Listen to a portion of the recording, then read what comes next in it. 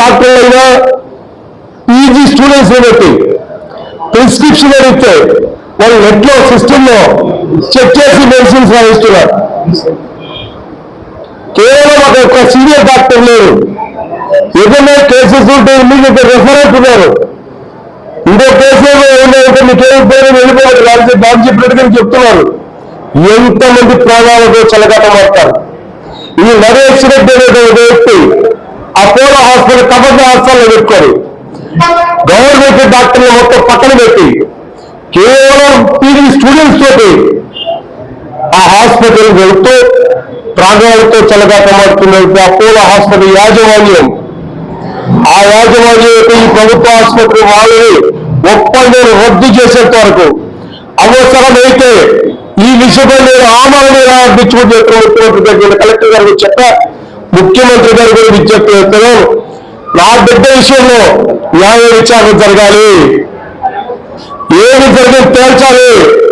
ఏ డాక్టర్లు అయితే బాగుందని ఇంటికి పంపించారో అదే హాస్పిటల్లో నా బిడ్డకు హెడ్ ఇంజరీ జరిగిందని పోస్ట్ మార్టం రిపోర్ట్ ఇస్తే ఆ బిడ్డ సాగుకు కారణం ఎవరో తెలుస్తున్నారు.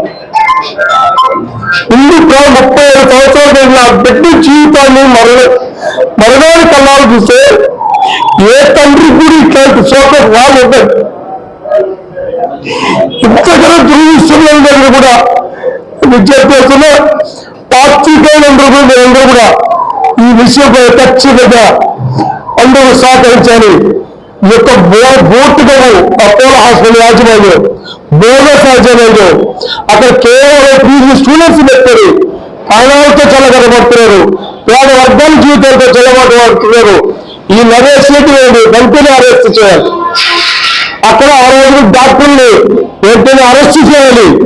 న్యాయ విచారణ జరగకపోతే మాత్రం ఒప్పుకునే ప్రసక్తి లేదని ఒక తండ్రిగా నేను ఈ ప్రభుత్వానికి విజ్ఞప్తి చేస్తున్నా. తక్షణం ముఖ్యమంత్రి గారు కూడా స్పందించాలి. గౌరవ ఎమ్మెల్యే గారు కూడా సీఎంఓతో మాట్లాడారు, కలెక్టర్ గారు కూడా వీళ్ళ అంతర్యాత్ర 2 గంటసేపు ఆయన ఇంటి దగ్గర శ్మశాన వాటి గారు వచ్చి మళ్ళా ఇంటికి వచ్చిన బిడ్డలకు ఓదార్పు చెప్పారు. కలెక్టర్ గారికి గౌరవ ఎమ్మెల్యే గారికి చెప్తున్నా. అదేవిధంగా రాజకీయ పార్టీలు ఖచ్చితంగా నా బిడ్డ చనిపోయే సందర్భంలో నిన్న ఉదయం నుండి రాత్రి వరకు వేలాది నుండి ఆ బిడ్డకు అంతిమ సంస్కరణలో పాల్గొన్నారు.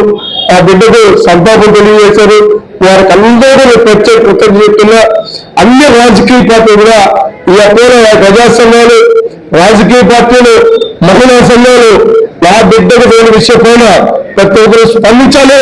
భవిష్యత్తులో నా బిడ్డకు జరిగిన దుర్ఘటన సంఘటన ఏ బిడ్డకు జరగకూడదు కూడా మరొకసారి మీకందరికీ విజ్ఞప్తి సమర్పిస్తున్నా. రేపటి భవిష్యత్ కార్యాచరణ కార్యక్రమం పెడుతున్నాం. రేపు అన్ని రాజకీయ పార్టీలు సంప్రదిస్తున్నాం, రాజకీయ పార్టీలతో సమావేశం పెడుతున్నాం. స్వచ్ఛంద సంఘాలతో, ప్రజా సంఘాలతో, మహిళా సంఘాలతో దశల వారి కార్యక్రమం రూపకల్పన చేస్తా. ఆమ్లెట్ పెంచేస్తా, పోస్టర్లు పెంచేస్తా.